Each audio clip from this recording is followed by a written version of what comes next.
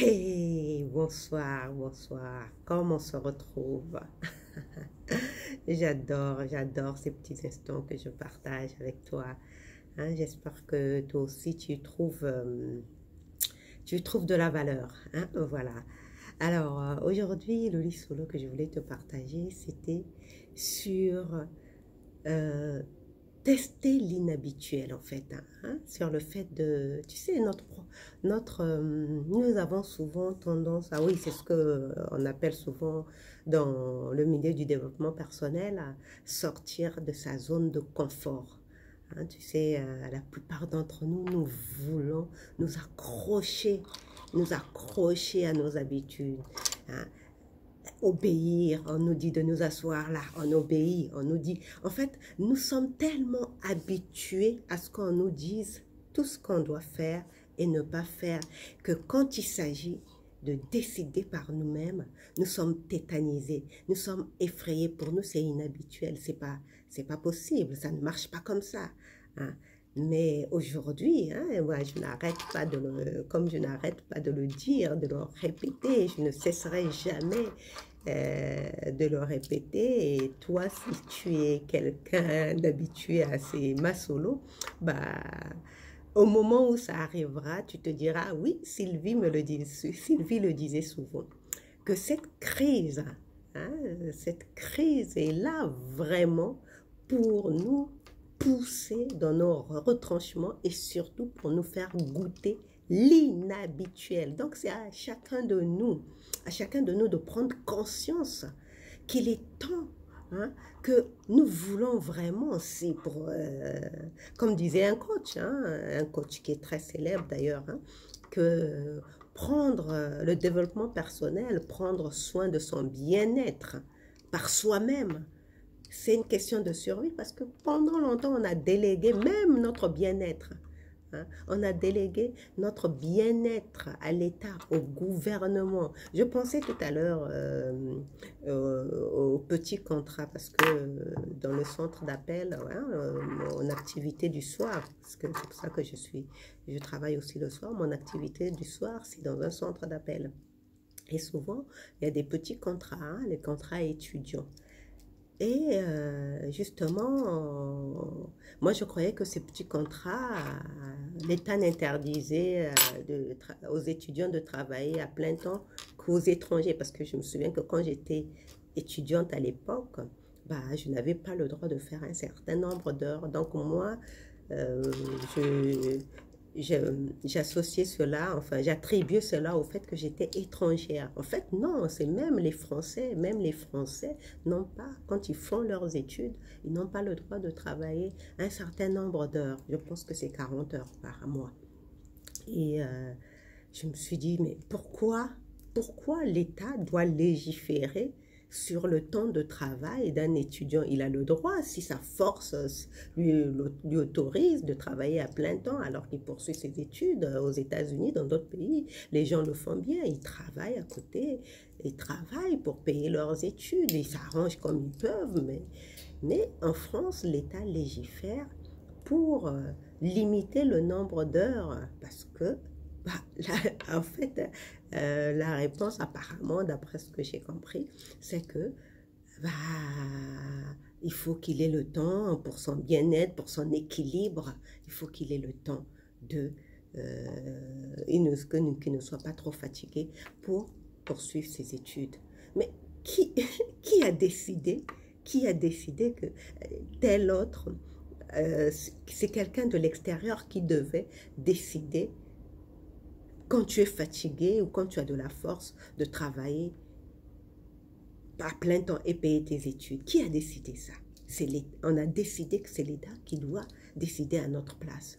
Mais chaque individu est libre de déterminer sa physiologie, de déterminer sa force. C'est pareil pour le double emploi.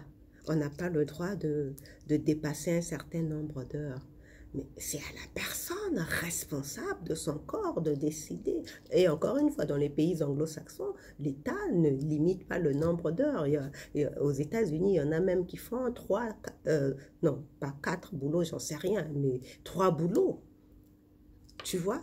Donc, c'est en fonction de la force de chacun de décider s'il il est suffisamment résistant euh, pour travailler. Mais non, en France, on est habitué.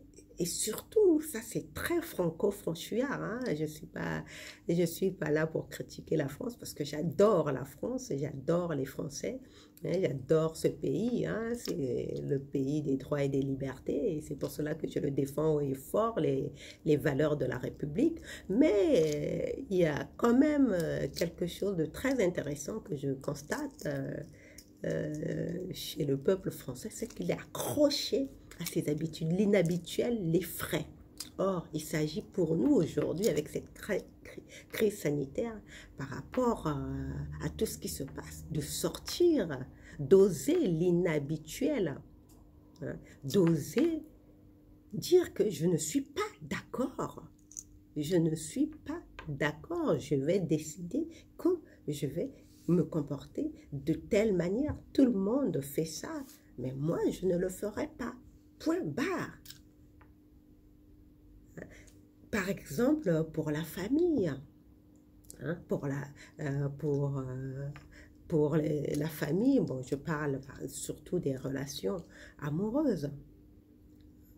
On décide qu'à un certain âge, on trouve un emploi, il faut trouver un mari, et puis faire des enfants, acheter une maison. Bah, tu as le droit de décider que non, tu n'as pas envie d'être propriétaire, de rester locataire toute ta vie. Tu as le droit. C'est inhabituel.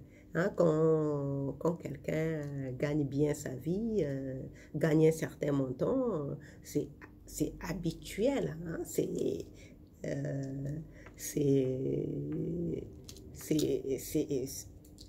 dans les mœurs, enfin, c'est ce que font la plupart des gens, soi-disant, censés hein, acheter, investir. Oui, c'est vrai, c'est quelque chose qu'on est censé faire, mais on peut choisir de faire autrement.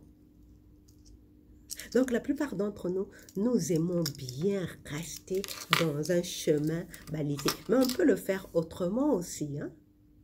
On peut le faire de la manière dont la dernière fois je parlais de suivre son instinct. De suivre son instinct et déterminer qu'en fonction de son instinct, ben, on va faire des choses de telle manière. Le plus important, c'est de ne pas nuire à son semblable. Il y a quelques années, c'était inhabituel. On n'aurait jamais imaginé qu'un président des États-Unis, hein, la plus grande nation du monde, des États-Unis, fut un noir. Mais aujourd'hui, l'inhabituel est devenu possible.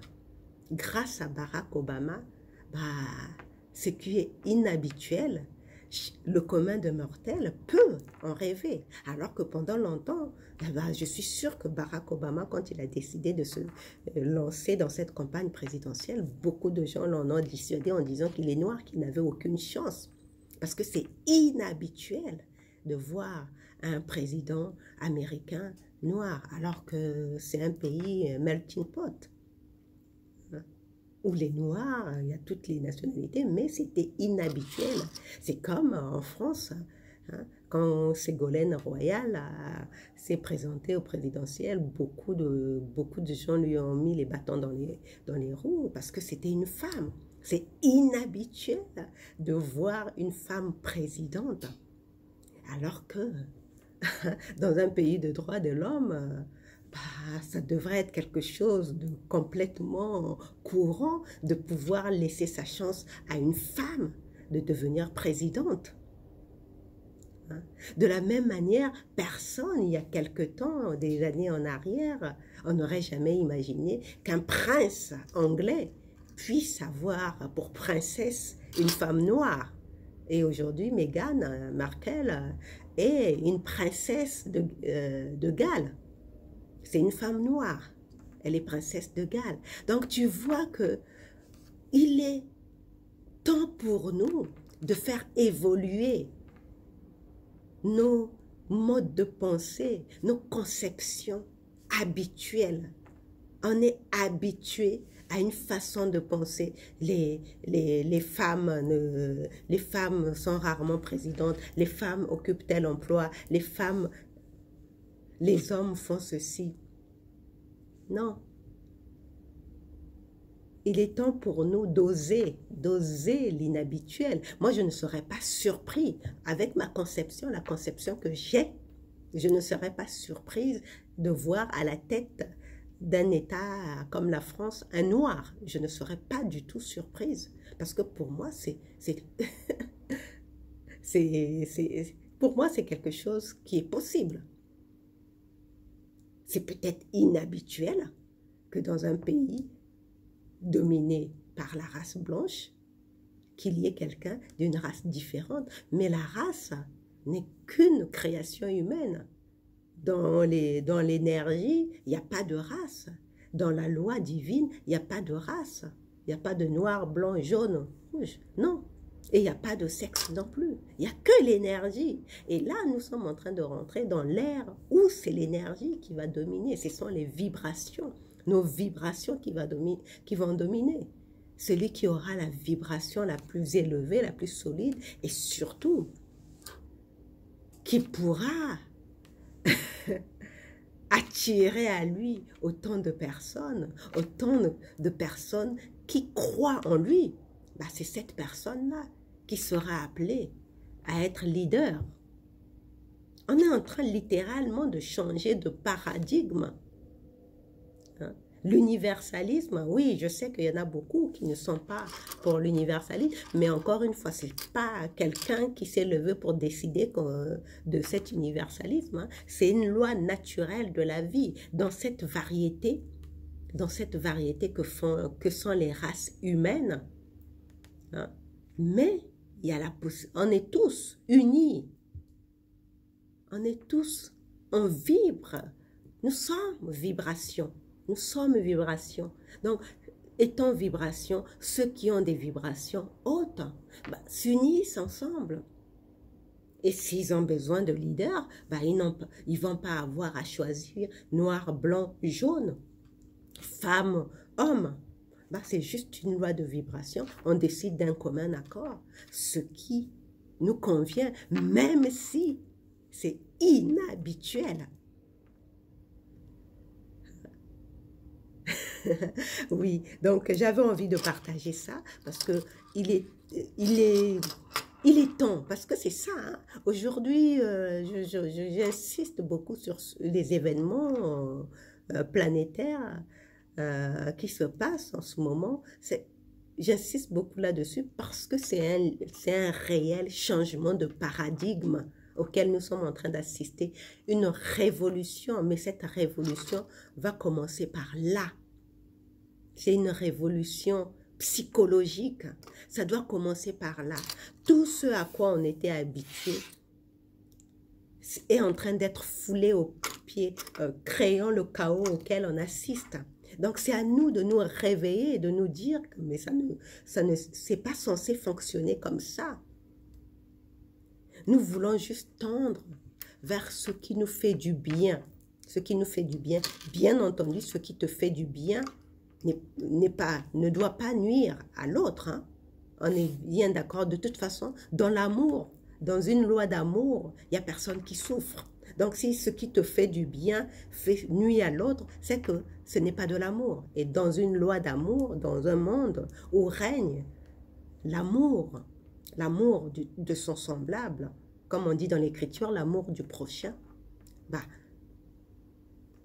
ce qui te fait du bien, n'est pas censé lui nuire. Et ce à quoi nous voulons prétendre, c'est d'aller vers ce qui nous fait du bien, tous autant que nous sommes, que nous soyons noirs, blancs, jaunes, femmes, hommes, quelle que soit ta condition sociale, le pays où tu te trouves, même si c'est inhabituel, mais du moment où ça élève, ça te pousse vers l'évolution, ça te mène vers une croissance réelle, avérée, que ça soit inhabituel ou pas, tu vas vers là, tu y tends, parce que c'est ça l'appel de ton âme, Nous sommes aujourd'hui appelés. L'univers nous invite à écouter. C'est l'appel de l'âme. Hein? Wake up call. C'est un réveil. C'est notre âme qui est appelée à se réveiller. Il y a un clocher là qui est en train de sonner. Bah oui, dans les évangiles, on parle des cloches, la cloche des anges là, qui est en train de sonner. On nous réveille dans ce à quoi nous sommes habitués, qui ne nous sert pas. Bah, nous voulons le laisser de côté et rentrer, foncer, sauter à pieds joints vers l'inhabituel. Et je peux te garantir, pour moi qui suis inhabituée de l'inhabituel, la preuve c'est que j'ai déménagé plusieurs fois. Et en plus, j'ai déménagé plusieurs fois dans des endroits où je ne connaissais personne. J'ai quitté Paris pour vivre à Lyon. Je ne connaissais personne à Lyon. Alors que toute ma famille était à Paris, je ne connaissais personne à Lyon. C'était, pour moi, j'épousais l'inconnu. En fait, cet inhabituel dont je parle, c'est l'inconnu. Nous voulons apprendre à embrasser l'inconnu. Hein? Donc, de Lyon, je suis venue à Toulouse. À Toulouse, idem, je ne connaissais personne. Inconnu total. Et je suis je suis épanouie. Depuis que je suis à Toulouse, je suis épanouie. Mais c'est un cheminement qui s'est fait parce que j'ai accepté de sortir de ma zone de confort et d'embrasser l'inconnu. Donc, quelque chose d'inhabituel. Hein? Beaucoup de gens me disaient, mais comment ça se fait que tu as quitté ta famille alors que ça aurait été mieux pour toi avec ton fils de rester avec ta famille? C'est inhabituel. Mais moi, j'ai voulu embrasser l'inhabituel. Parce que pour moi, c'était l'appel de mon âme que je suivais. Donc, toi aussi, je t'invite à suivre l'appel de ton âme. Et ça, c'est possible quand tu travailles à élever tes vibrations et quand tu restes toujours dans ton vortex le plus positif. Voilà, je te laisse. Hein, là, je crois que désormais, je ferai les lits solo ici dans cette salle de réunion parce que c'est plus agréable et c'est plus lumineux. Donc, voilà, on se retrouve demain. Demain, ça sera chez moi parce que je ne travaille pas. Donc, on se retrouve demain pour un autre lit solo. En attendant, prends bien de tes vibrations. Hein. Prends très soin. Prends vraiment, vraiment, vraiment soin de tes vibrations. Garde-les toujours au plus haut niveau. Allez, bisous, bisous, ciao.